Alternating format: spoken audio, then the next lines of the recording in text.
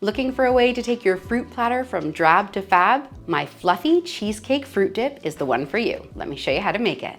To a bowl, add 9 tablespoons, 135 grams of cream cheese. Make sure your cream cheese is at room temperature so that everything blends really nicely.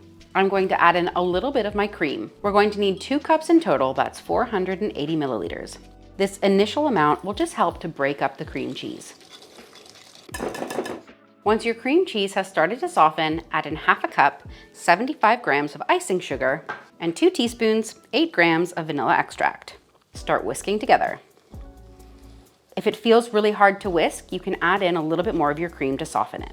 You can absolutely do this with hand beaters to make it that much easier. When it's looking really smooth, you can go ahead and add in the rest of your cream. And start whisking. One of my family members used to make this for every occasion, and she always used to bring a big tub because my brother and I would always fight over who could get the leftovers. Whisk until you have this beautiful stiff consistency. If you struggle to get your whipped cream to fluff up, it's really important that your ingredients are cold. Make sure your whipped cream stays in the fridge right until you're ready to whip it.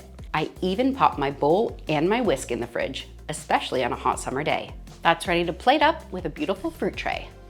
This recipe makes about 3 to 4 cups of dip, so if you're looking to feed a smaller crowd, I recommend halving or quartering it. This will keep in the fridge for up to 4 days, but you won't be able to resist eating it far sooner than that.